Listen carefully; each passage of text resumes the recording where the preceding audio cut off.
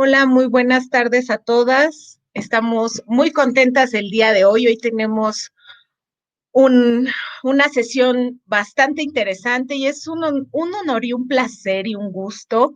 eh, y para todas las seguidoras del espacio de estadísticas e indicadores de género, contar el día de hoy con una nutrida reflexión en la voz de mujeres extraordinarias que día con día ponen en la práctica procesos que devienen desde la economía feminista como una de las corrientes de pensamiento críticas que han planteado uno de los paradigmas centrales en la comprensión de diversos fenómenos económicos. Y este es poner en el centro de los análisis la vida. Y a propósito de los diversos escenarios que se han planteado en la actual crisis, decidimos el día de hoy retomar una narrativa que nos lleve a pensar la crisis sanitaria por el virus SARS-CoV-2 en un marco temporal, con la idea de ir tejiendo desde los usos del tiempo, el valor de los trabajos esenciales, la precarización de la existencia tal como la han definido las compañeras de Precarias a la Deriva, como la creciente incertidumbre vital y cotidiana de las formas de trabajo y de organización del sistema de producción, repensar incluso la redistribución de la riqueza en claves feministas nos parece sumamente importante, por lo que justo el día de hoy, desde nuestros territorios, hemos pensado en algunas rutas hacia el buen vivir y, por supuesto, bajo la consideración de la limitación que hay al día de hoy con los diagnósticos y predicciones respecto a la crisis que enfrentamos. Sabemos que es necesario crear y potenciar herramientas hacia otras realidades más justas y equitativas para nuestras sociedades. Entonces, el día de hoy les preparamos una sesión bastante nutrida y me gustaría presentarles. Ustedes ya saben cuáles son como nuestras dinámicas. Vamos a tener una sesión de aproximadamente 10, 15 minutos por cada una de nuestras extraordinarias ponentes. Y posterior a ello, ustedes pueden ir elaborando sus preguntas. Les agradecemos mucho que le pongan el nombre de a quién va dirigida la pregunta para que en tiempo real nosotras podamos hacer la sistematización con nuestras invitadas. Y bueno, sin más, voy a presentarles a nuestras ponentes del día de hoy. Como ya se los habíamos comentado en nuestras redes, queremos compartir experiencias desde diferentes espacios y pues vamos a iniciar con el trabajo de nuestras compañeras desde Argentina, con la doctora Gabriela Barwigdor. Ella es doctora en estudios de género, es magíster y licenciada en trabajo social. Actualmente se desempeña como profesora asistente de la Facultad de Ciencias Sociales de la Universidad Nacional de Córdoba y como investigadora asistente del Centro de Investigaciones y Estudios sobre Cultura y Sociedades en Argentina. Se ha especializado en el abordaje de los estudios de género, especialmente en los estudios feministas sobre las masculinidades, epistemologías decoloniales y latinoamericanas feministas. Coordina junto con Paola Bonavita el espacio de investigación, el TELAR, Comunidad de Pensamiento Feminista Latinoamericano, y les presento también a nuestra queridísima Paola Bonavita, que ya la están viendo. La doctora Paola Bonavita es investigadora asistente de CONICET, es doctora en estudios sociales de América Latina, es magíster en sociología y licenciada en comunicación social por la Universidad Nacional de Córdoba, es diplomada en feminismos políticos por la Universidad Nacional Autónoma de México y coordina junto a Gaby el TELAR, Comunidad de Pensamiento Feminista Latinoamericano, es docente en la Universidad Provincial de Córdoba y de la Universidad Nacional de Córdoba. Tiene lugar de trabajo en el área de feminismos, género y sexualidades en el Centro de Investigaciones de la Facultad de Filosofía y Humanidades de la Universidad Nacional de Córdoba y se ha especializado en feminismos latinoamericanos, feminización de la pobreza, trabajos de cuidados, con el eje de trabajo territorial. Es miembro de la Red de Estudios de Diferencias de Género de la Universidad de Alicante en España. Y bueno, con esta presentación me permito conceder el uso de la voz a nuestras extraordinarias ponentes con el tema que nos van a compartir el día de hoy.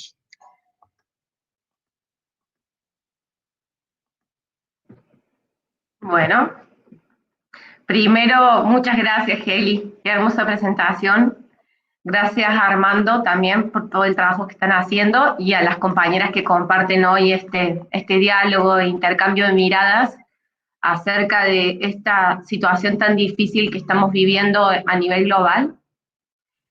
Nos gustaría, antes de hablar estrictamente de lo que nos convoca hoy, contarles un poco a quienes nos estén acompañando desde dónde estamos hablando con Pau. Situarnos geopolíticamente nos parece fundamental, y es que en este momento estamos transmitiendo desde Córdoba. Esta es una provincia de Argentina, una provincia mediterránea, que está en el centro del país, la que antes de la colonización se encontraba habitada por diferentes pueblos originarios, como los etnia o los camiares, conocidos colonialmente como, o coloquialmente como comechingones, tanto como los antiguos pampas y los sanavirones. En efecto, el nombre con el que se conoce esta provincia, que es Córdoba, es un nombre que se erige sobre la sangre de estos pueblos, cuando fue fundada allá por 1573 por Jerónimo Luz de Cabrera, que le coloca este nombre en honor a una ciudad española, Andalucía. Y bueno, y esta marca colonial consideramos que continúa hasta nuestros días, acompañando nuestras formas de vida, nuestras lecturas del mundo y de las posiciones de subalternidad en que nos encontramos viendo las mujeres y cuerpos feminizados de nuestra América, y especialmente pensándonos como mujeres cordobesas, apuntalado por instituciones coloniales que se perpetúan en la actualidad con mucho poder, como es la Iglesia Católica o como es también la Universidad Nacional de Córdoba, en la cual con Pau trabajamos y nos desempeñamos como docentes e investigadoras, dando una batalla permanente contra eso que los estudios feministas y coloniales llamamos la colonialidad o la colonialidad del ser, el saber, el poder y el género. Actualmente en esta ciudad que vivimos con Pau es la segunda ciudad más poblada de la Argentina luego de Buenos Aires y también es la más extensa del país. Y si bien en nuestra historia protagonizamos un montón de hechos relevantes como fuera la reforma universitaria de 1918, que nos hizo conocer en el mundo, el Cordobazo en el año 1969, y también tuvimos un gobierno obrero, el de Atilio López y Obregón Cano, con el golpe que se le da a este gobierno y con el inicio de la dictadura militar en la Argentina, esta provincia tiene una cantidad de desapariciones de personas y también en términos culturales y políticos que inicia un periodo conservador que consideramos que dura hasta el día de hoy. En lo económico, después de la dictadura, Córdoba se conforma, digamos, como una provincia desarrollista y colonial, con una fuerte actividad comercial, principalmente el sector de servicios, y tiene un pequeño cordón industrial muy poderoso a nivel del país. Y también el sector primario, que es el cinturón verde de nuestra provincia, en las afueras, por fuera del urbanizado, donde principalmente hay soja, cada vez más, trigo, maní y una pequeña cuenca lechera que está desapareciendo, todo en manos de los empresarios del campo o de la tierra, que se adueñan de esos espacios que solían ser de campesinos y campesinas, que hoy resisten en diferentes sectores de nuestra Córdoba, sobre todo en el norte. Y bueno, y pensando estrictamente en lo que nos acontece hoy, que es con relación a las mujeres y cuerpos feminizados, en Córdoba, 4 de cada 10 mujeres no tienen acceso al empleo formal.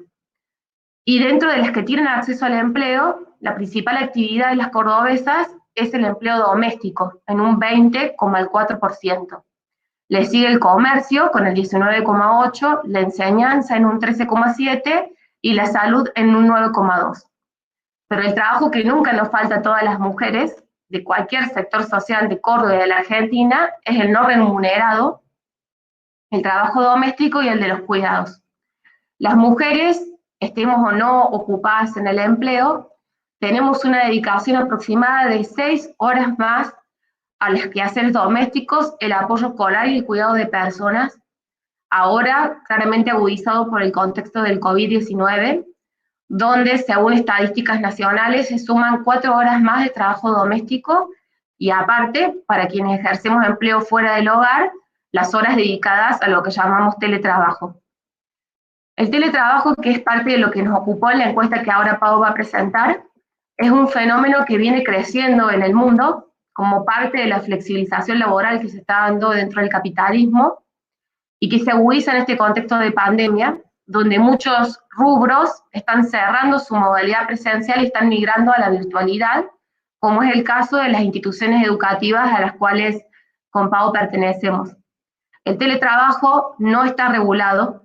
Si bien en nuestro país se están discutiendo aproximadamente 14 proyectos, aún no contamos con ninguna legislación que nos proteja, y se calcula que en este momento de pandemia hay un 60% de trabajadores y trabajadoras que se encuentran en estas condiciones de teletrabajo. En ese sentido, sumado al teletrabajo, la cuestión de los cuidados, las mujeres estamos realizando triples jornadas laborales y que nos atraviesan a nosotras, digo, a Pau y a mí, como madres, como empleadas que somos docentes, investigadoras, que realizamos teletrabajo, y que fue la motivación principal por la cual decidimos emprender esta encuesta a nivel nacional sobre trabajo doméstico y teletrabajo, que en un ratito va a presentar Pau, aplicada en Argentina y en este contexto de pandemia, y sobre la que nos gustaría compartir algunas cifras. Antes de ir directamente a esas cifras, queríamos enmarcar un poco cuál es el contexto, que es este del cual vivimos en un orden que es capitalista, que se sostiene principalmente en 3 patas: la colonialidad, el racismo y la clase.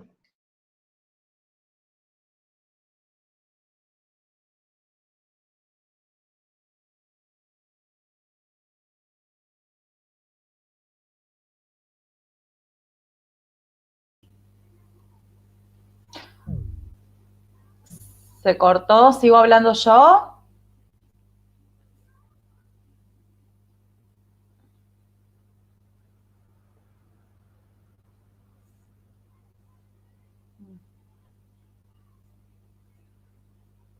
Sí, Pau. Bueno, sigo yo porque se le ha cortado a Gaby. Bueno, buenas noches a todas. Para no demorar, me sumo a los saludos que hizo Gaby. La idea de este trabajo era presentar los resultados. Realmente realizamos. ¿Se escucha bien? Es que se había cortado. Sí. Te decía que con este contexto de coronavirus, el trabajo no pago que efectivamente realizábamos siempre se agudiza, porque aquello que las familias ya nos veíamos bajo la presión de producir en lo que se llama normalidad, hoy se suma a lo que ya no pueden cubrir las instituciones de cuidado y educación, ni la empresa ni el Estado. En ese sentido, es en las mujeres en las que ha recaído la educación, la producción de la comida, que a veces se tercerizaba, el cuidado de la salud, la atención de las personas dependientes del hogar, pero también de aquellas que son autoválidas y sin embargo se comportan como si fueran dependientes. Estoy hablando de los varones adultos y jóvenes que habitan bajo nuestros techos. Significativo también esto para mostrar las desigualdades entre las propias mujeres, ¿no? Porque aquellas mujeres que solían tercerizar el trabajo doméstico y cuidados en otras mujeres, hoy no cuentan con esa posibilidad y deben afrontarlas en soledad, o con sus propias redes domésticas o de amistades, ¿no?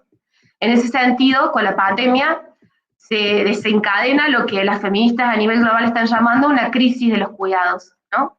Que trasciende solamente lo humanitario, porque incluye también un conflicto ambiental y civilizatorio, porque si bien la pandemia es inédita, es como un hecho total en el sentido de su inmediatez, no es un hecho aislado. Como estamos sosteniendo desde el CONICET en una nota que circulamos, el agotamiento del planeta y de sus modos de organización capitalistas, el deterioro de la biodiversidad, la creciente desigualdad y la concentración de la riqueza dentro y entre países son síntomas de un mismo proceso, ¿no? Que es el modelo predominante de apropiación de la naturaleza y de apropiación de los cuerpos y de la tierra, ¿no? Estamos entonces ante un conflicto entre el capital contra la vida. Es decir, no es, como quieren decir desde los medios comerciales o hegemónicos o dominantes, que es una crisis del capital con el trabajo asalariado, es decir, que es solo el desempleo, sino que es el capital contra todos los trabajos, principalmente contra los trabajos que sostienen la vida, porque son los trabajos del cuidado y los trabajos domésticos que se sostienen sobre nuestros cuerpos, la de las mujeres, los que garantizan la vida, la sustentabilidad de la vida, ¿no? Y sobre todo los que estamos haciendo que la vida persista a pesar del ataque a la que está siendo sometida en este momento. Nosotras reproducimos y protegemos la fuerza de trabajo que luego es consumida por el mercado, ¿no? Con nuestras redes domésticas y privadas y con nuestra fuerza de trabajo. Todo lo que hacemos las mujeres en este ámbito no nos genera derechos sociales ni económicos, no nos genera ciudadanía, y está dependiendo del feminismo que podamos constituirnos como sujetos políticos que pelean por ello. Estamos entonces en un momento donde el hogar dejó de configurarse solamente como un territorio de trabajo productivo, que debiera ser reconocido a través del salario, y se está convirtiendo en el espacio prioritario de la producción en este momento. Diagnóstico preocupante que nos enfrenta con esta idea que plantea este webinario que tiene que ver con el buen vivir, ¿no? De una vida digna de ser vivida, siguiendo los criterios de que el bienestar no puede ser a costa del tiempo, de los recursos y del cuerpo de nosotras, y tampoco a costa de destruir la diversidad y la biodiversidad de la vida. Entonces no puede existir un buen vivir sin la responsabilidad de sostener la vida, siguen recayendo en nosotras. Todo lo que estoy nombrando son viejas desigualdades que están vigentes y que se agudizan en este contexto, que tienen que ver con la explotación de nuestra fuerza de trabajo y que es la característica principal de este orden que vivimos. Donde ahora estamos viendo multiplicar nuestras horas de trabajo, efectuando triples jornadas laborales sin distinción de tiempo, espacio o lugar, y así lo van a mostrar las encuestas que ahora le cedo la palabra a Pau para que las presente. Bueno, gracias Gaby. Entonces, retomando un poquito lo que venía diciendo mi compañera, nosotras realizamos una encuesta, apenas comenzó la cuarentena, en relación con los trabajos de cuidado, con los usos del tiempo y con las repercusiones sobre los cuerpos de aquellas personas que estamos cuidando, ¿sí? Por cuidado entendemos no solamente el cuidado de alguien más, sino también el trabajo doméstico. Uno de los primeros datos que nos llamó como mucho la atención fue la cuestión de las horas de descanso, ¿no? Las horas de descanso no llegaban a ser las del mínimo que se requería, ¿no? Las personas descansan mayoritariamente entre 5 y 7 horas durante la cuarentena o el aislamiento social preventivo y obligatorio, que en un principio se propuso como un tiempo de descanso, ¿no? Con una idea de, bueno, me quedo en mi casa y en mi casa se supone que voy a descansar o que voy a trabajar menos o que voy a tener más tiempo libre. La cuestión que los datos que fuimos recabando dieron cuenta de que eso no fue sucediendo. Este segundo dato que la pregunta que nosotras formulamos fue ¿cuántas horas considera que cuida o atiende o se ocupa de otras personas durante la cuarentena? Y este es un dato llamativo porque nos dicen la mayoría de las personas que respondieron que están 24 horas cuidando. Y esto tiene que ver no solamente con el uso, con el tiempo concreto, sino con la percepción del tiempo, ¿no? En la pregunta se formula cuántas horas sentimos o siente usted que está cuidando, y una cosa es efectivamente lo que yo genero y la otra es esa percepción, ¿no? Esta sensación que sienten las mujeres, y digo mujeres porque fueron la mayoría que respondieron a la encuesta. Las mujeres sentían que estaban cuidando durante 24 horas seguidas. Es la filmina siguiente, serían dos más. Posteriormente también preguntamos en relación al cansancio y al ritmo de trabajo, ¿no? En la que sigue, por favor. En relación al cansancio, las personas no sintieron ni estar más descansadas, al contrario, sintieron que su cuerpo estaba más cansado que antes de la cuarentena y que trabajaban más que antes de la cuarentena, lo cual también se contrapone con esto que decía hace un ratito, de que se propone que el trabajo en casa o que el lugar, el habitar la casa durante mayor cantidad de tiempo, sea un lugar de descanso y sea un tiempo dedicado al descanso. Y sin embargo, lo que sucede es lo contrario, ¿no? Aumentan las horas de trabajo, porque el trabajo sigue estando en casa, y además el cansancio también aumenta porque lo que hago es generar en simultáneo las dobles y las triples jornadas de las que hablaba Gaby. O sea, estas dobles y triples jornadas que hacemos las mujeres de repente no fueron una tras la otra, sino en simultáneo y en un mismo lugar o un mismo espacio físico. Por otro lado, también consultamos si había aumentado el tiempo que se dedicaba a las actividades de ocio o de recreación bajo esta misma lógica de que en casa trabajamos menos, y la mitad de las personas respondieron que no, que en realidad no aumenta el tiempo que tenían para dedicarle a las actividades de ocio y de recreación, por lo cual tampoco podían sumarse actividades extras, ¿no? O sea, constantemente se presentaban propuestas para aprender idiomas, para tomar clases de danza o de yoga o aprender un taller o tomar un curso determinado, y en realidad el tiempo no estaba aumentando y por la misma situación esto no se correspondía con la oferta que se hacía mediante publicidades o redes o medios que nos estimulaban a consumir actividades por fuera de nuestro tiempo de trabajo. 2 minutitos nos quedan, Pau, perdón. Sí, bien, voy cerrando. En relación al autocuidado también, podemos ver que las personas que contestaron la encuesta encontraron que se sentían mentalmente cansadas, ¿sí? Como una de las percepciones sobre su propio cuerpo más fuertes, ¿no? O sea, ni estaban descansando, ni tenían más tiempo libre, ni sentían un estado de ánimo relajado o alegre como se proponía, como se trataba de estimular.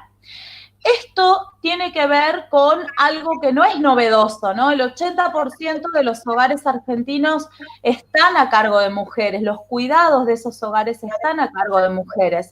Lo que hace la situación de pandemia es demostrarnos que esto está colapsando, que si no teníamos acuerdos previos, y acá es muy importante los acuerdos previos que yo pueda tener en relación a los trabajos de cuidado, ¿no? O sea, los acuerdos fueron sucediendo durante la pandemia sobre la marcha, pero si yo tenía previamente acordado la división de tareas en relación a los cuidados, eso facilitaba posteriormente los tiempos de descanso de las mujeres.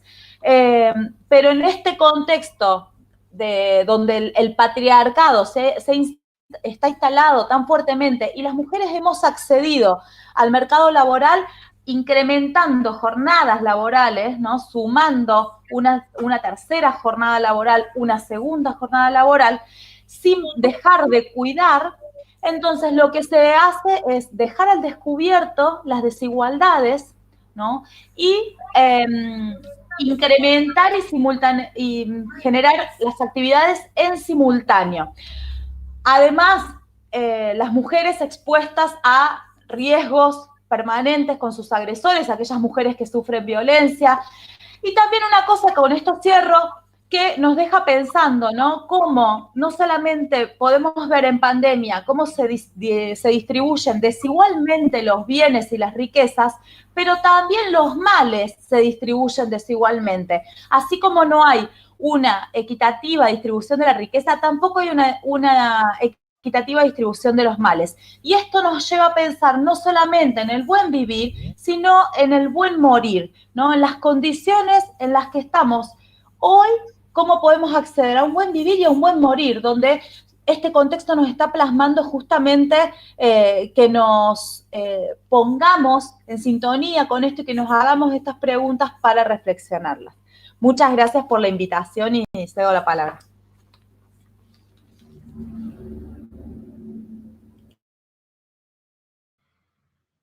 Muchísimas gracias, Pao, Gaby.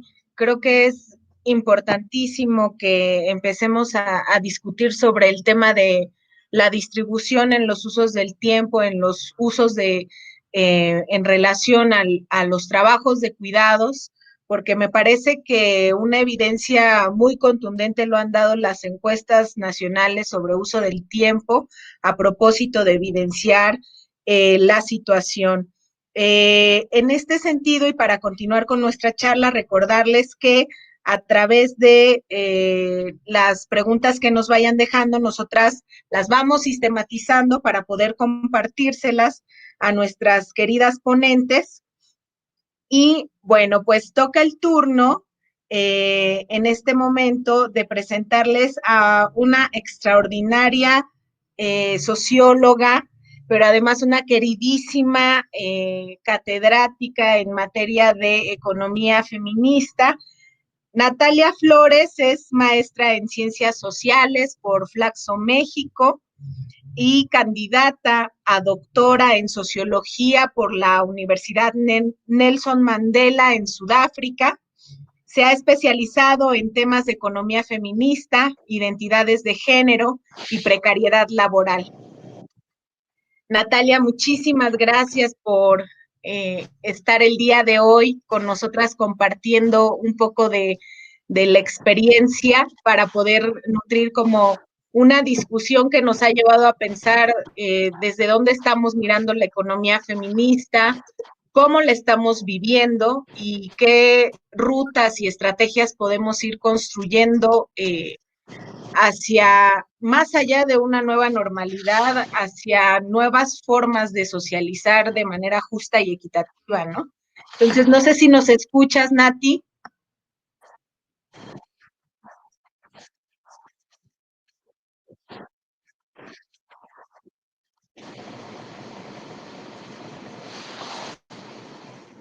Sí, te escuchamos, Nati. ¿Me escuchan?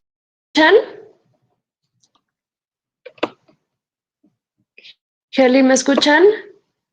Sí, sí te escuchamos, Nati. Ok, bueno, muchas gracias. Estoy teniendo muchos problemas con mi conexión a internet. Entonces, pues espero que me permita como compartir con ustedes lo que había pensado compartir, que es básicamente este tema que quiero hablar, compartir con ustedes es sobre precariedad y prácticas económicas comunitarias en contextos de crisis como la que estamos viviendo ahorita por la pandemia de COVID-19. Entonces, empezando por el principio con algunas definiciones básicas sobre qué es precariedad o cómo entendemos precariedad. Este término que se ha popularizado en las ciencias sociales y en la economía en las últimas décadas, y básicamente hace referencia a las transformaciones que han sucedido en el mercado laboral impulsadas por el neoliberalismo. La flexibilización de los trabajos, el debilitamiento de las luchas sindicales, la desaparición de derechos sociales asociados a la actividad laboral, por ejemplo, acceso a servicios de salud o vivienda, y el creciente individualismo promovido por este sistema neoliberal han ocasionado que la mayoría de personas que trabajan lo hagan en condiciones precarias. Entonces, la precariedad no está asociada únicamente al nivel de ingresos, sino también a otras características como la duración del empleo, la falta de representación colectiva frente a abusos en el empleo, la falta de acceso a derechos económicos más allá del pago o el salario que se recibe por un trabajo. Así, por ejemplo, diríamos que son precarias las personas que trabajan en la informalidad, pero también sería precaria una persona con doctorado que trabaja como, por ejemplo, profesora de asignatura, con contratos semestrales, sin generar antigüedad, sin cotizar en el seguro social o que trabaja por honorarios, por ejemplo, ¿no? En este sentido, la precariedad implica no solamente una condición en el mercado laboral, sino una condición de la vida cotidiana marcada por la incertidumbre y la desprotección. El no saber si dentro de un año o dos vamos a tener un empleo, o no saber si vamos a ser capaces de adquirir alguna vez una vivienda propia, o no tener recursos para enfrentar eventos como una enfermedad, un accidente, o no saber qué va a ser de nosotras en nuestra vejez.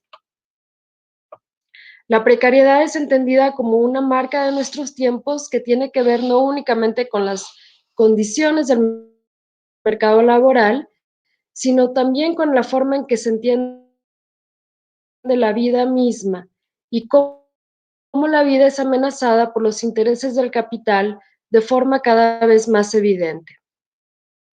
La precariedad ha sido analizada no solamente con relación a las condiciones económicas o del mercado laboral, sino también en su vínculo con el ejercicio político que construye unas vidas como precarias y otras como no precarias. Esta reflexión ha sido hecha, por ejemplo, por Judith Butler, una filósofa muy famosa, que empezó a reflexionar sobre la precariedad después de los atentados en Nueva York, cuando se derrumbaron las Torres Gemelas en el 2001. Y Butler se pregunta de manera muy filosófica, ¿cuáles son los elementos que hacen que algunas vidas sean reconocidas como valiosas, que merecen ser protegidas y lloradas? ¿Y qué es lo que hace que haya otras vidas que no son protegidas y que cuando las perdemos como sociedad tampoco las lloramos o las lamentamos, ¿no?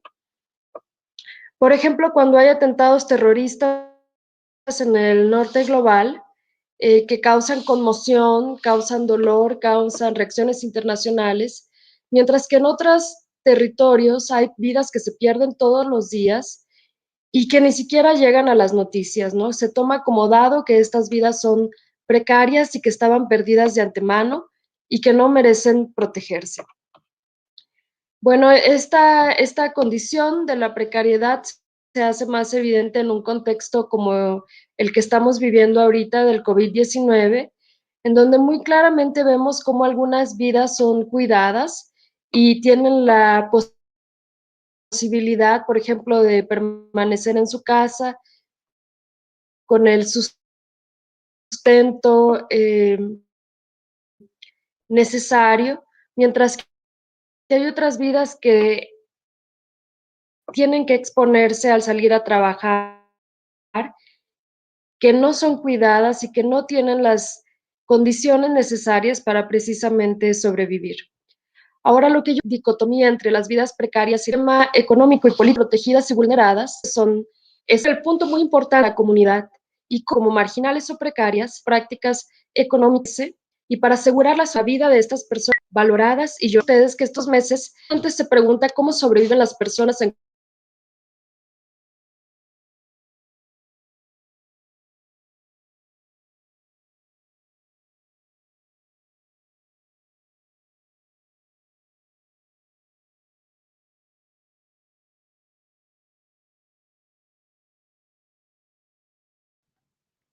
Estamos teniendo algunos problemas con la conexión de Natalia. Les pedimos un poco de paciencia porque es como parte de estos ejercicios en estas plataformas. Vamos a ver si puede entrar en un medio minutito. Es importante recordarles que Natalia está transmitiendo desde Pretoria, en donde tiene ya 7 horas de diferencia con los países de América Latina y el Caribe. Aproximadamente varía por algunos usos horarios. Entonces, pedirles un poco de paciencia en tanto se puede reintegrar a la reflexión Natalia.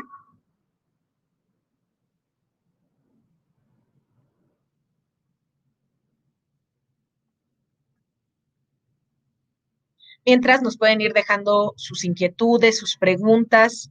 Recuerden que les agradecemos mucho si pueden colocar las preguntas en el canal de YouTube, a quién va dirigida la pregunta, para que de esta manera nosotras podamos sistematizarlas con nuestras compañeras el día de hoy.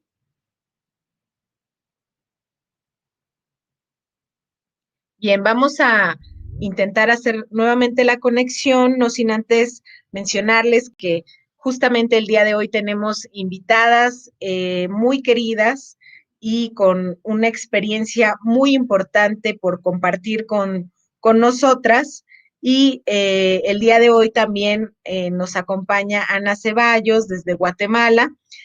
Nos sentimos muy contentas, Ana, que hayas decidido aceptar como la invitación que teníamos para esta sesión, y nos pareció sumamente importante que a partir de la experiencia que tú tienes con todo el tema de las políticas públicas, las políticas fiscales, buscáramos hacer un tejido de cómo estas intersecciones de los temas nos pueden llevar a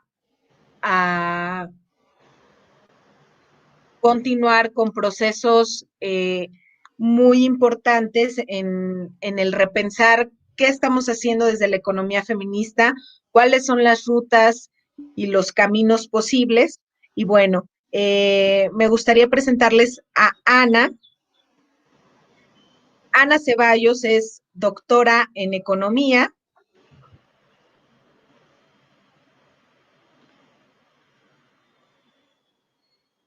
por la Universidad Complutense de Madrid, cuenta con una mención cum laude por unanimidad, cuenta con una maestría en Gobierno y Asuntos Públicos de la Facultad Latinoamericana de Ciencias Sociales de Flaxo, con sede en México, y un máster en Gobierno y Administración Pública en la Universidad Complutense de Madrid, ambas obtenidas con distinción de excelencia.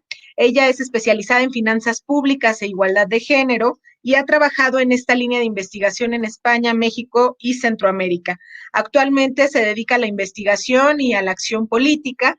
También se desempeña como profesora en la maestría en política fiscal para el desarrollo de la Universidad Rafael Landívar para la Corte 2018-2020. Bienvenida, Ana, nos da muchísimo gusto y entusiasmo tenerte por acá. Muchas gracias por la invitación. ¿Me escuchan bien? Porque creo que voy a estar solo con audio porque también estoy teniendo un poco de problemas con la conexión y prefiero no sobrecargar. Así que no voy a poner el audio, no voy a poner el video, perdón, pero solo voy a estar con audio. Agradezco mucho la invitación y pues escuchando la participación del resto de colegas, creo que podemos sumar la perspectiva feminista suma en los distintos campos, ¿no? Desde la economía de los cuidados, también pasamos a cómo abordar las problemáticas del cuidado desde el campo de las políticas públicas y de las finanzas públicas, que es prácticamente el tema que les quiero conversar esta tarde. Y es un tema muy relevante conversarlo, sobre todo en este periodo de crisis, que es cuando se acentúan las desigualdades, ¿no? Generalmente, en la normalidad en nuestros países es la ausencia del Estado y las fallas del Estado también para garantizar los derechos y el bienestar colectivo.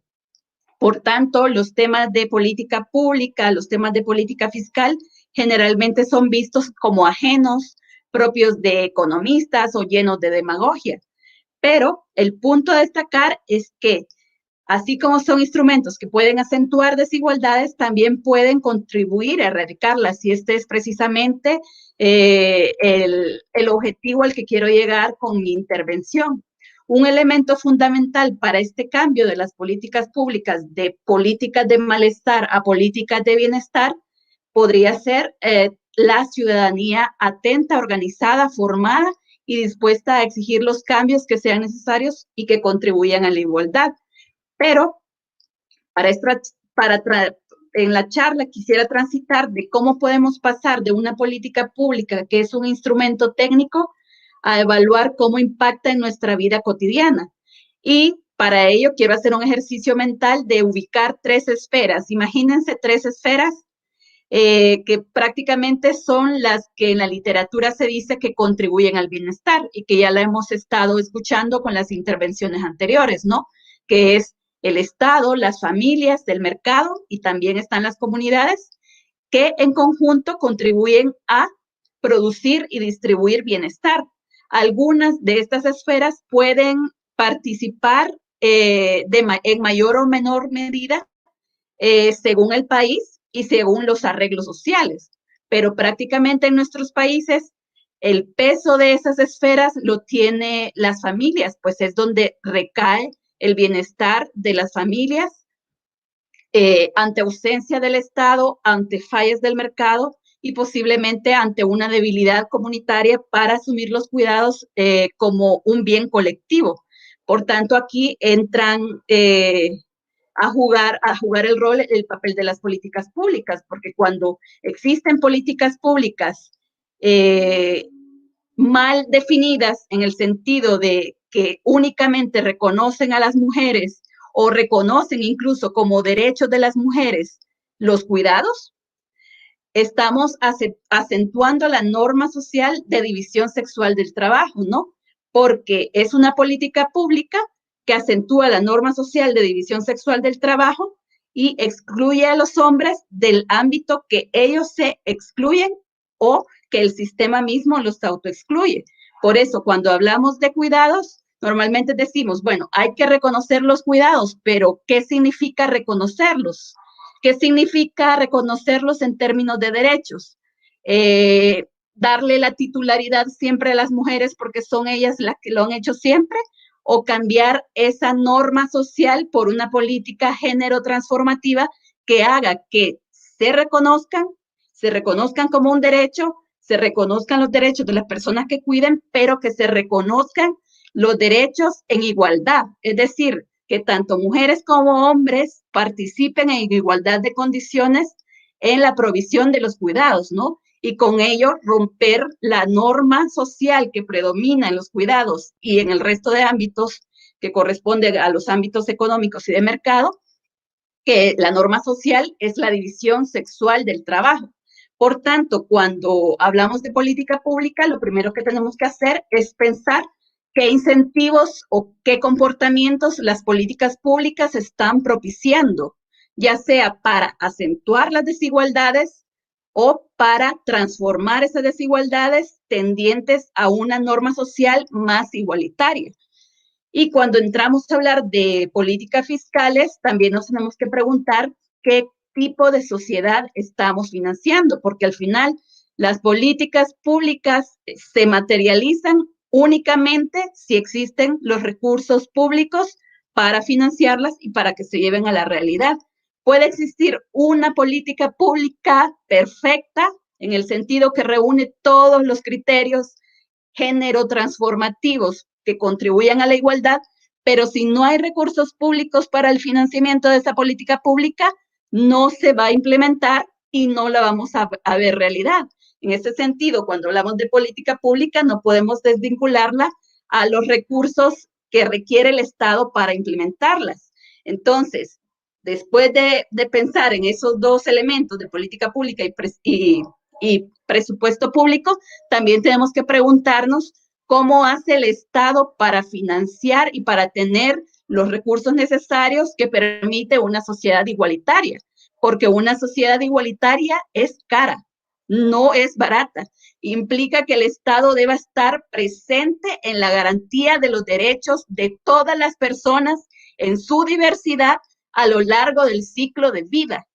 Implica un Estado presente en todo, en la garantía de los derechos y del bienestar, e implica, además, sacar de la esfera doméstica lo que tradicionalmente se ha provisto, ¿no? Que son los cuidados y los trabajos no remunerados. Pero no solo la presencia del Estado basta, sino que también es necesario que sea una tarea repartida por igual entre mujeres y hombres, es decir, lo que les mencionaba hace un momento, que sean políticas género transformativas.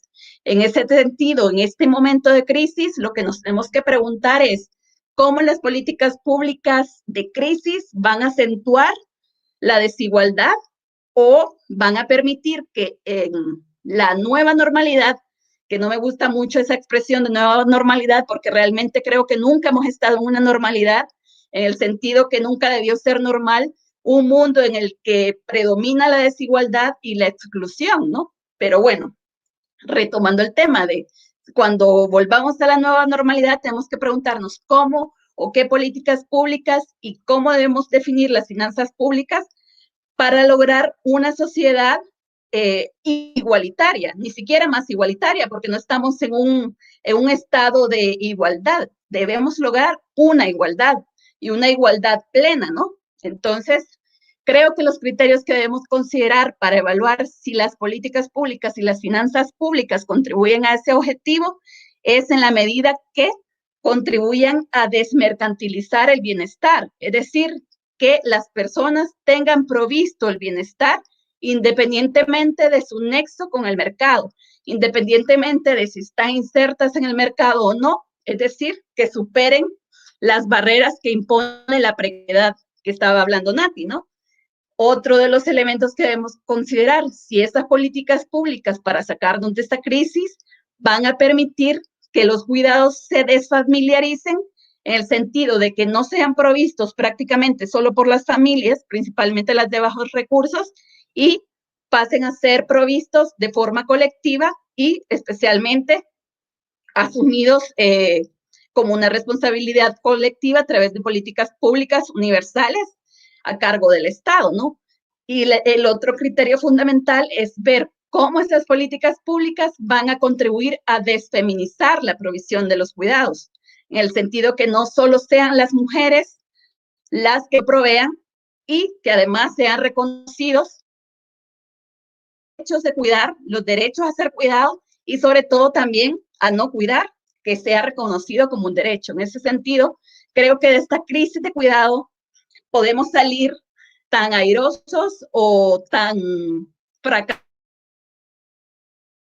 fracasados en la medida que imprimamos criterios de igualdad que permitan superar la crisis, pero también que permitan superar los rezagos que hemos venido acarreando históricos en términos de la cultura patriarcal que impregna la lógica de las políticas públicas y también en términos de visualizarnos como una sociedad responsable, en el sentido que vamos a exigir derechos, pero también tenemos que ver, estar conscientes que esas políticas públicas que se están implementando son formuladas con nuestros impuestos, en el sentido que debemos, en la medida de lo posible y por los canales posibles, tratar de incidir en el contenido de las políticas públicas para que éstas representen el cambio que necesitamos impulsar.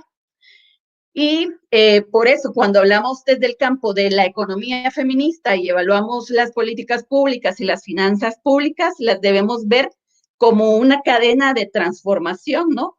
De precisamente lo que decían antes, esta crisis no solo compete al mercado, sino que también compete a otra estructura social que ha sido invisibilizada, como es el trabajo no remunerado y lo que ocurre en las familias ante un impacto en el ámbito público, en el Estado, en el mercado, es decir, un alza en los precios, una caída en el empleo, un recorte en el gasto público, todo eso impacta en la calidad de vida de las familias y especialmente de las mujeres, ¿no? Porque en el eslabón de impactos que va a tener esta crisis, digamos que en donde van a repercutir la mayoría van a ser en las mujeres, entendidas como un colectivo homogéneo, no como un colectivo homogéneo, sino que como un colectivo heterogéneo, en el sentido de que cuando hablo de mujeres no significa que todas vamos a ser afectadas en el mismo sentido y en la misma magnitud, pero sí debemos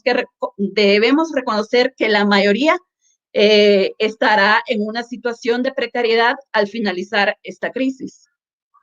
Nos queda un minutito, Ana. Bueno, y para finalizar, creo que es importante que en la diversidad o desde nuestra posición o de nuestra trinchera, tratemos de visualizar estos temas de política pública, finanzas públicas, no como un tema de especialistas, sino que como un tema que impacta en nuestra vida. Lo podemos ver en la cotidianidad. Si no tenemos para pagar un doctor, ¿quién cuida a la persona que se ha enfermado en la casa? ¿Quién lo cuida? Si no tenemos para ir a un hospital público, si no tenemos para pagar a un doctor privado, lo cuidamos en la casa, ¿no? Ahí vemos las tres esferas de bienestar que estábamos comentando, entre el Estado, el mercado y las familias.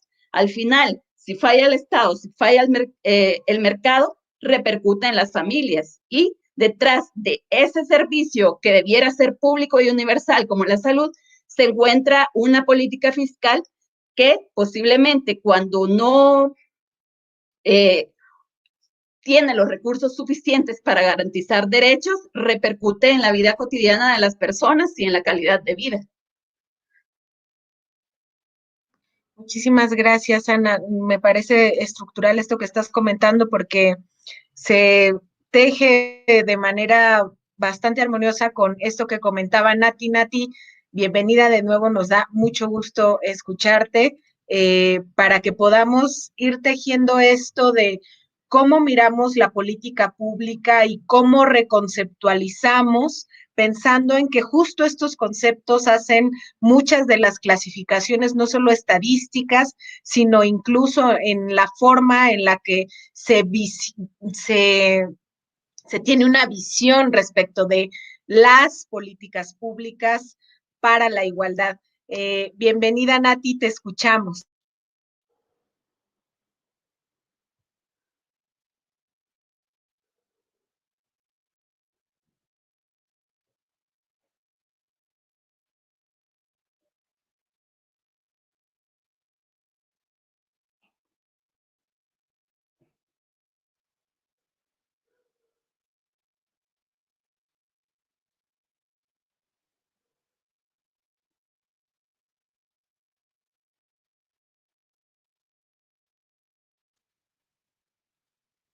Vamos a esperar igual unos minutitos, una disculpa por estos contratiempos de estas plataformas y de los espacios. Esperamos unos minutos para poder ir cerrando justo estas ideas que son tan necesarias. Me gustaría, en tanto Nati se logra incorporar, agradecer a todas las personas que nos están mirando desde el canal, comentar que Mariana da Silva menciona que respecto a lo que dicen las compañeras de Argentina, que hay que agregar la autoexigencia en relación con el teletrabajo y que a la productividad se le pone en primer plano y a la jornada laboral pareciera que se extiende un 24/7. En cuanto estés, Nati, entras y sin problema yo acá me detengo para seguir compartiéndoles. Alejandra Hoyosa menciona a propósito de las reflexiones que nos comparten desde Argentina, que las legislaciones laborales de por sí son deficientes en general y es necesario poner en la discusión el teletrabajo con legislaciones que incluyan trabajo de manera integral y con perspectiva de género, si no es que feminista, porque pues en los feminismos es donde está la raíz del cambio social, nos menciona Ale Ollosa. Adelante, Nat.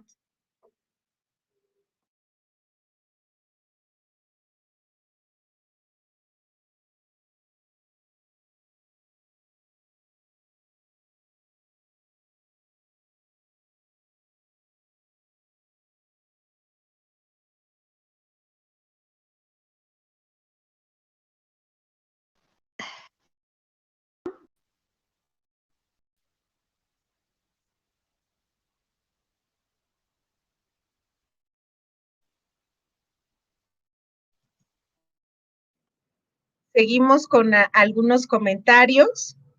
Y ahora sí prometo que en cuanto vea a Natalia, yo cierro el micrófono para que ella cierre como con estas ideas que son tan necesarias para repensar en la precariedad. Adelante, Nat.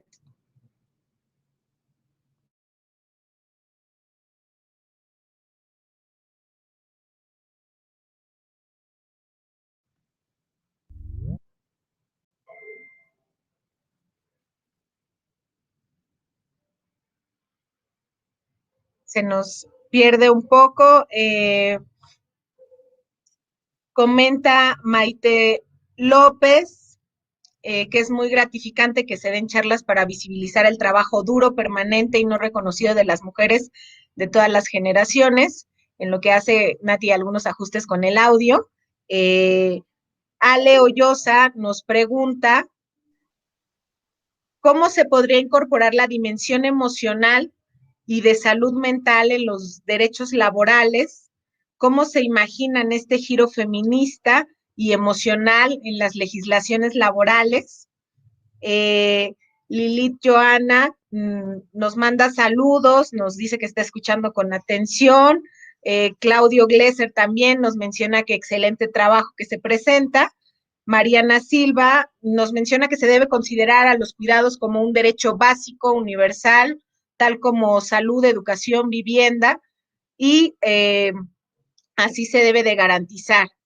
Y bueno, una pregunta de Maite López es, ¿qué va a pasar con el teletrabajo?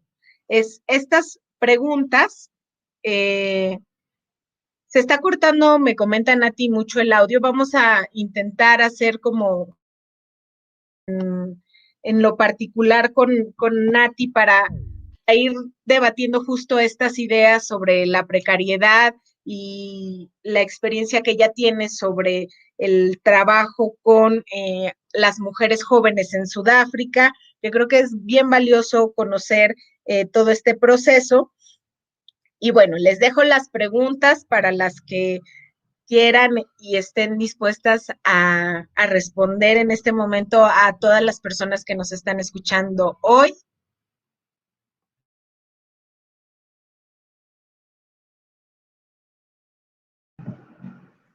¿Cómo es, Heli? ¿Sumamos a responder? Sí, la que guste responder sobre la pregunta de esta parte de cómo incluimos esta perspectiva emocional y de salud mental en la legislación laboral, ¿no?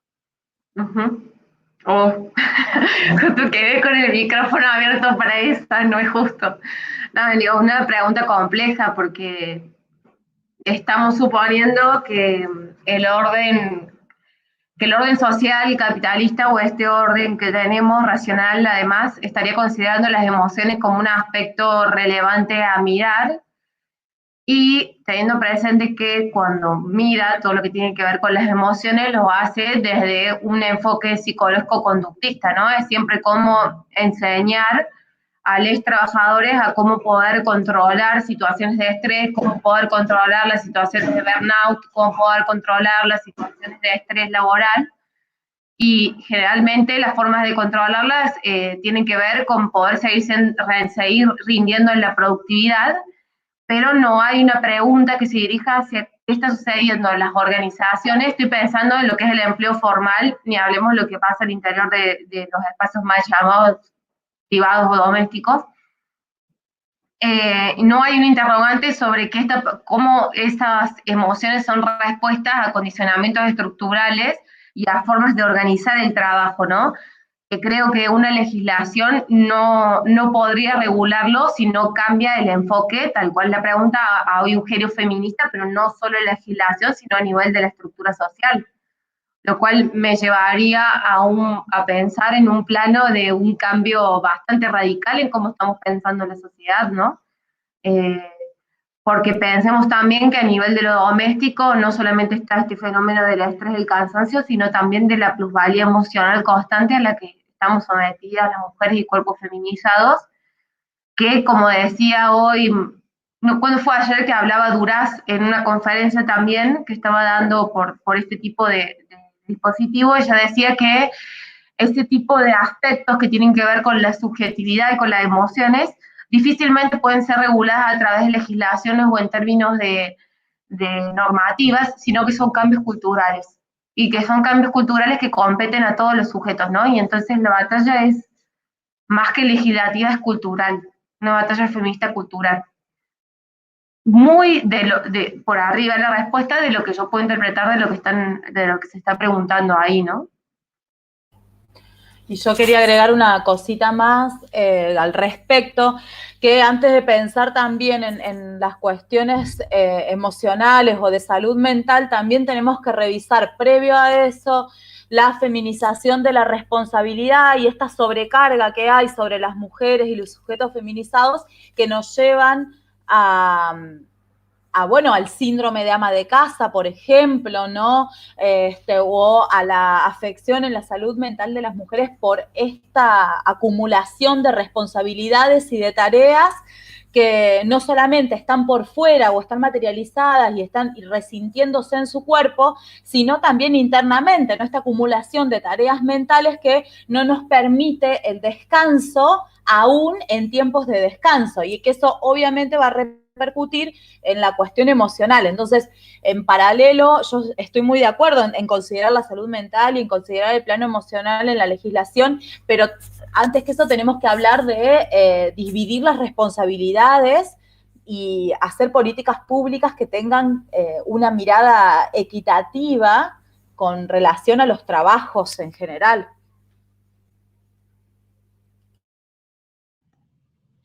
Sí, Ana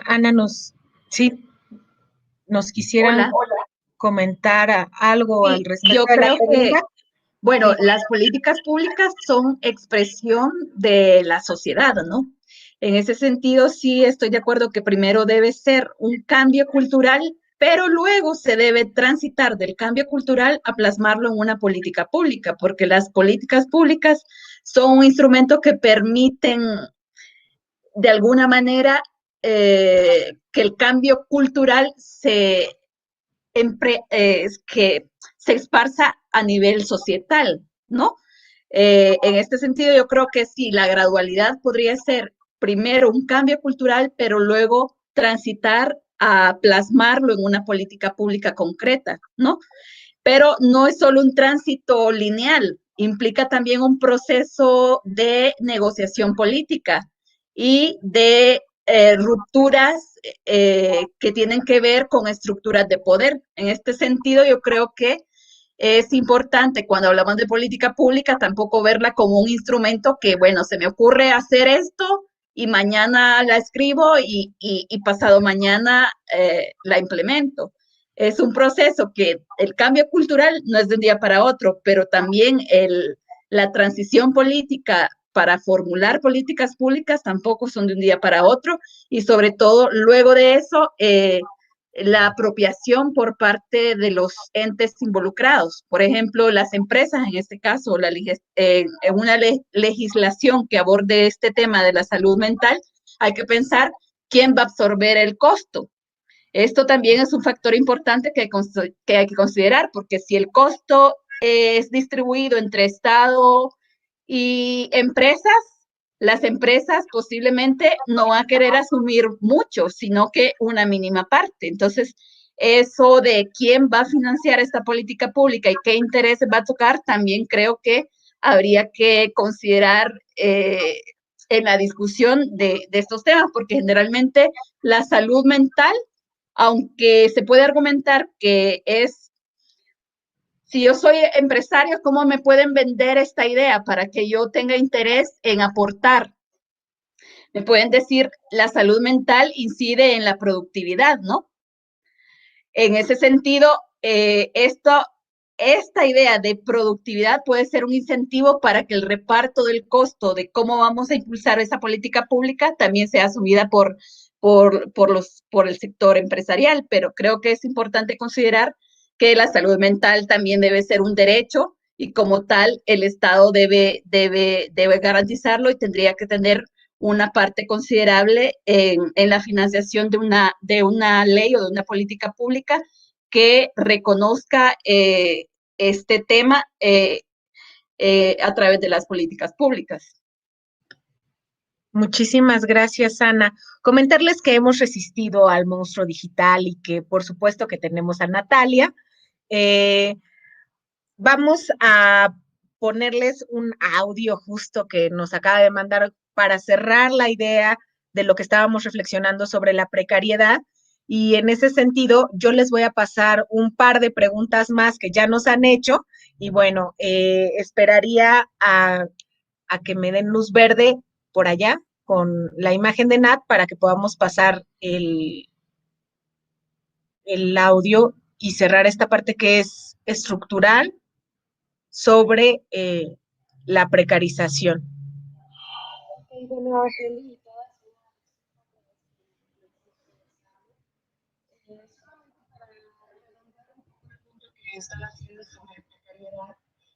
y yo creo que es muy importante ver cómo estas vidas que han sido precarias o precarizadas por el sistema, son precarizadas por una parte por el sistema, pero por otra parte, para la comunidad no son precarias ni son desechables, sino que la propia comunidad se organiza para sostener y para cuidar estas vidas.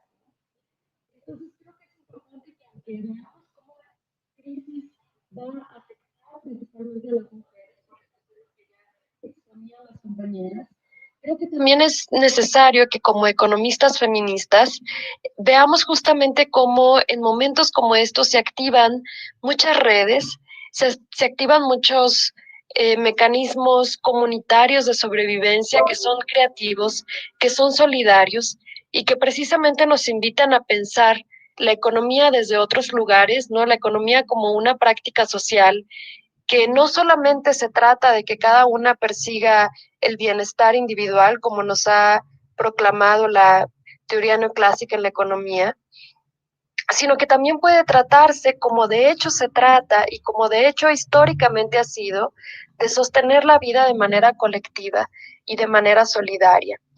Entonces creo que es importante ver cómo sobrevive la gente, cómo se organiza la gente para proteger a sus comunidades, para sobrevivir en sus comunidades, porque esto también nos permite ver justamente la agencia de las personas y no únicamente conceptualizarlas como agentes pasivas o como eh, víctimas inactivas, ¿no? De estos embates estructurales. Y bueno, por ahí cerraría yo mi contribución.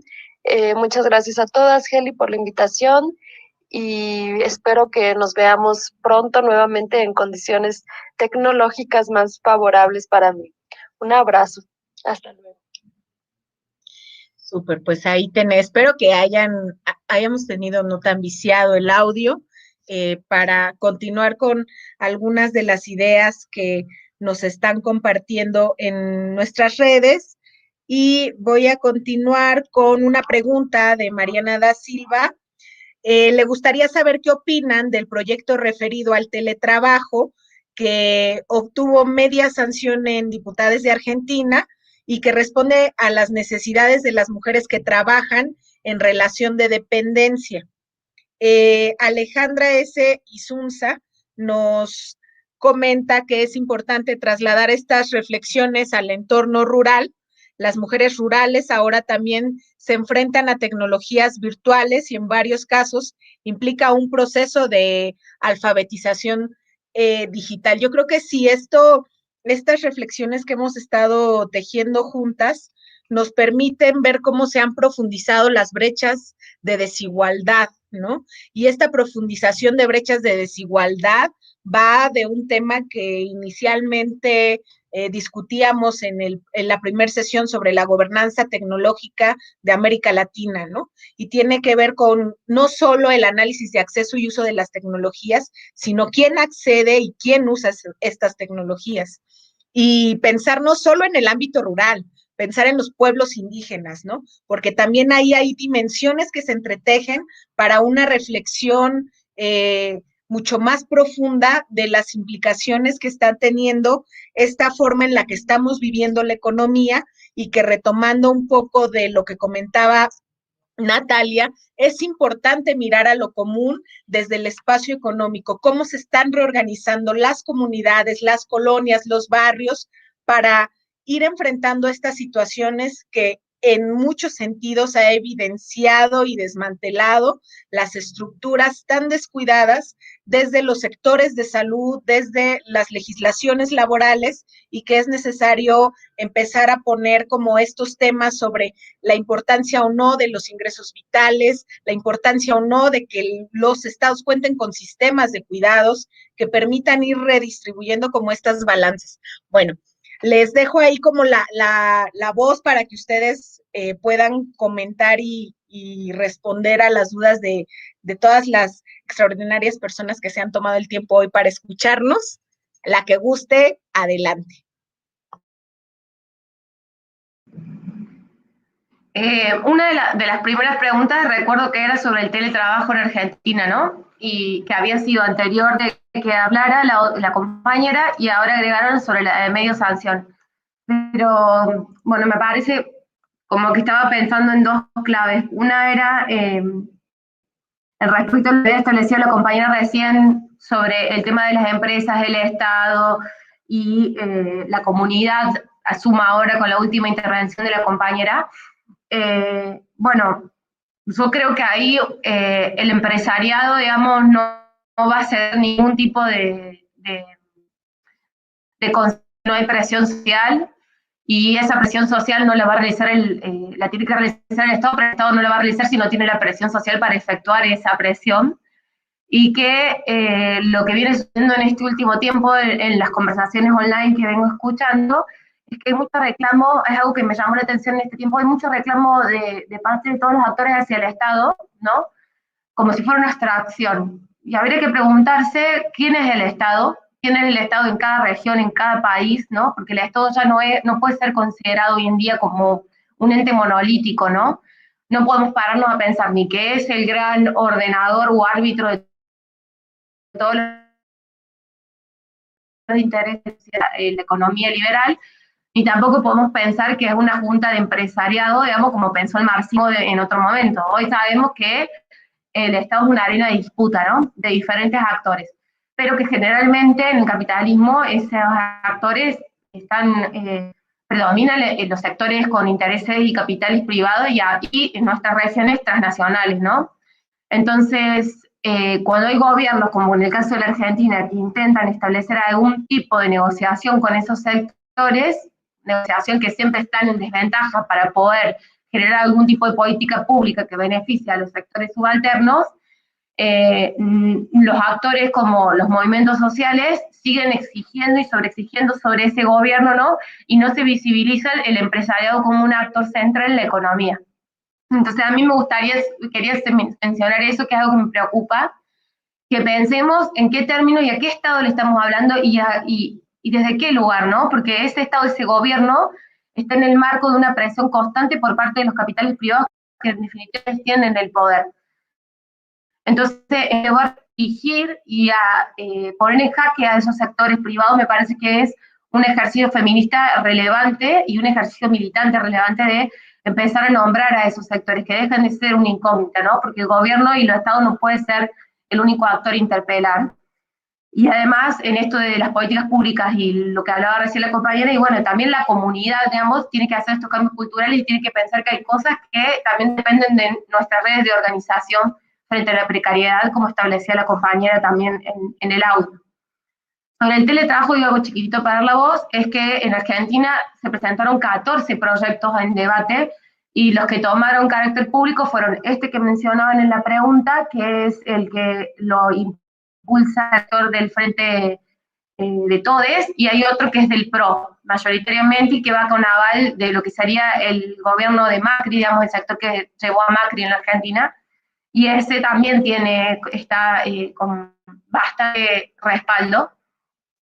Lo que sucede con ambos proyectos es que no están discutiendo a qué nos estamos enfrentando con esto del teletrabajo, y que también se relaciona con lo de las mujeres campesinas que mencionaba recién y la alfabetización digital, pero también con las condiciones que partimos los sectores trabajadores frente a la digitalidad, ¿no? Porque necesitamos, primero principal, estamos pensando en teletrabajo cuando tenemos la mayoría de las poblaciones somos prácticamente analfabetas frente a las nuevas tecnologías, ¿no? Incluso una que es docente universitaria, investigadora, conoce muy poco sobre cómo manejar esas herramientas, y también me resisto en esto de que una compañera hablaba recién a las situaciones de autoexplotación que implica este tipo de trabajo, y que aún regulado no puede garantizar un montón de cosas, ¿no? Porque en estas leyes que se presentó, por ejemplo, en el Frente de Todos, había propuestas que tenían que ver con la posibilidad de la desconexión digital, con la posibilidad de tener horarios donde no te estén llamando cualquier hora, sino que una pueda responder en horarios laborales,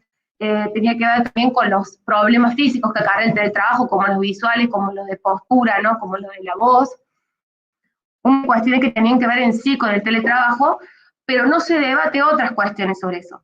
Como es, en el proyecto este que presentaba el Frente Todes, se hablaba de la posibilidad de tomar licencia en el teletrabajo, pero esa licencia decía era optativo para una de los miembros de la familia adulta de la familia. Y gracioso, sabemos como con la licencia para cuidado de hijos con paternidad y maternidad, que son las mujeres las que en el 80% se toman esas licencias en los países escandinavos, por ejemplo, y los varones nunca optan por tomar esas licencias. En el teletrabajo calculó que va a suceder lo mismo. ¿Quiénes se van a dar licencias en el teletrabajo? Las mujeres, ¿para qué? Para cuidar de los hijos, ¿no? Por el otro lado, esa ley que presentaron regula solo para las trabajadoras del ámbito privado, y las trabajadoras que somos del ámbito público no estamos reguladas por esa ley, es como un bache que hay en esa ley en particular. Y en la otra, en la que es del PRO, hay un bache respecto a todas esas condiciones laborales que están pidiendo. ¿Cómo van a hacer que las garantice el empresariado? Porque en el otro proyecto son todas exigencias hacia el sector público, pero no hacia el sector privado. Entonces, no estamos teniendo como proyectos de ley que estén contemplando todas estas situaciones, y ninguno de esos proyectos de ley sin duda tiene una perspectiva feminista.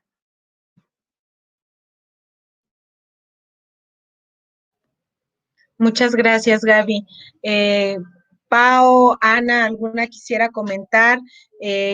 Mencionarles que Angie Eligio nos está preguntando cómo podemos contribuir a la generación de políticas públicas que puedan disminuir o extinguir la desigualdad entre los hombres y las mujeres. Bueno, sí, retomando un poquito lo anterior y luego contesto esta. Creo que una parte importante que tenemos que valorar para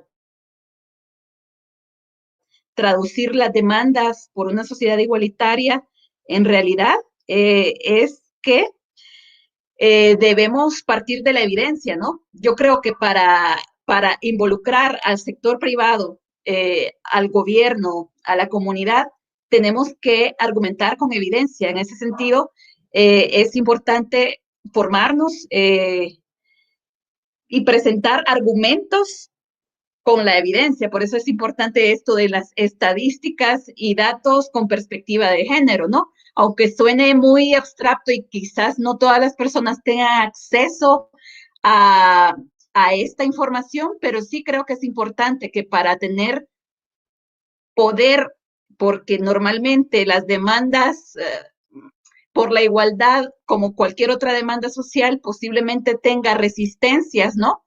Creo que un factor importante para que las demandas puedan avanzar es que estén sustentadas y argumentadas con evidencia. La evidencia nos da poder de negociación.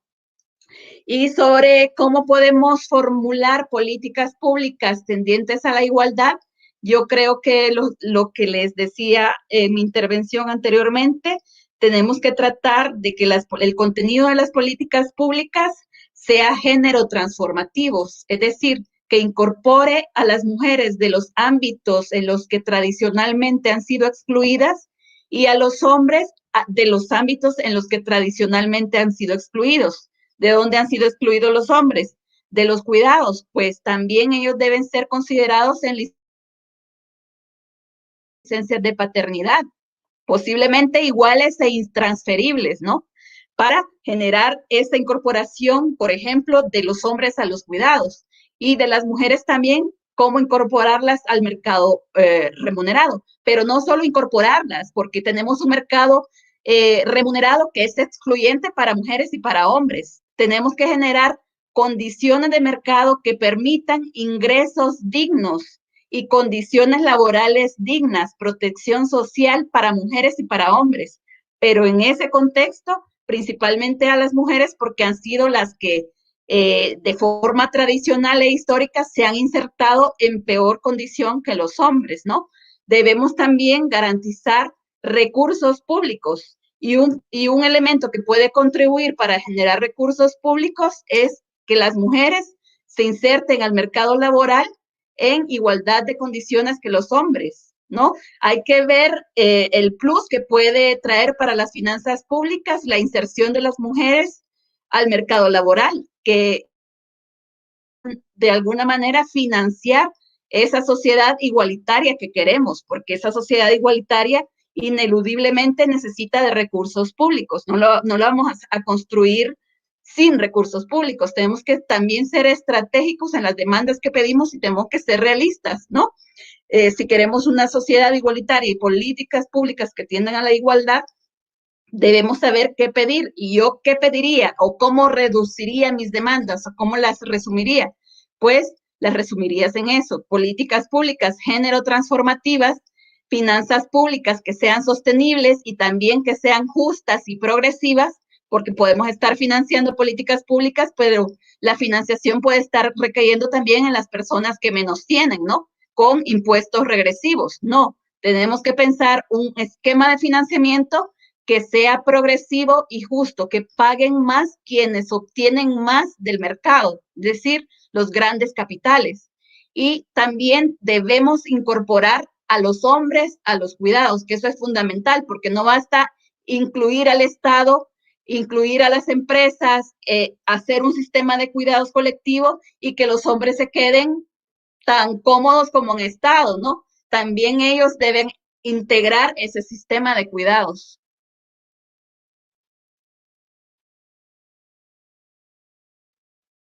Pau, ¿quisieras comentar algo a propósito de estas preguntas que nos han hecho? No, en realidad creo que mis compañeras fueron sumamente explicativas. Y nada, necesitamos como región latinoamericana estados que intervengan, estados que regulen, pero también necesitamos estas apropiaciones y estos cambios desde lo micro, porque es lo que decía Ana recién. Si no alcanzan las políticas públicas si no hacemos los cambios en el ámbito privado. O sea, es también necesario intervenir, y esta situación nos muestra que es fundamental regular los cuidados en los espacios privados. Nada más. Pues bien, me gustaría darles las gracias a todas el día de hoy que nos pudieron acompañar con todas las dificultades que tuvimos. Eh, Creo que ha sido una charla bastante enriquecedora en todos los sentidos. La intención es que tengamos juntas herramientas que nos permitan potenciar nuestros procesos colectivos y que finalmente logremos traducir esta información en acción política, que me parece que sería un cambio bien importante, como ya lo mencionaba Ana, y retomando un poco lo que han desarrollado con esta triada de hablar de uso del tiempo, de la precarización laboral, pero además a sumarle un componente que tiene que ver con el ciclo fiscal y la justicia fiscal a partir de una adecuada elaboración de políticas públicas, me parece que van de la mano, tendrían que estar dialogando, no necesariamente coincidiendo, pero sí dialogando en un sentido bastante crítico respecto a la situación sociodemográfica que viven los países de América Latina y el Caribe, la situación de poner en el centro la tendencia de la baja de los salarios en la región, que pauperiza mucho más las condiciones de los trabajos, en lo particular para las mujeres, no solo de las zonas urbanas, sino ya lo comentaban bien nuestras queridas audiencias, de las zonas rurales, de los pueblos indígenas, de realmente tener una visión de largo plazo ante una situación que va a terminar en algún momento, ¿no? Que al día de hoy es incierto, pero que necesitamos ir accionando desde lo común. Y bueno, como ya lo mencionó en algún momento Natalia, me parece sumamente importante recordar que la economía no es para expertas y expertos en temas macroeconómicos, sí tiene que haber un componente en el que día a día reconozcamos en las actividades cotidianas el ejercicio económico, ¿no?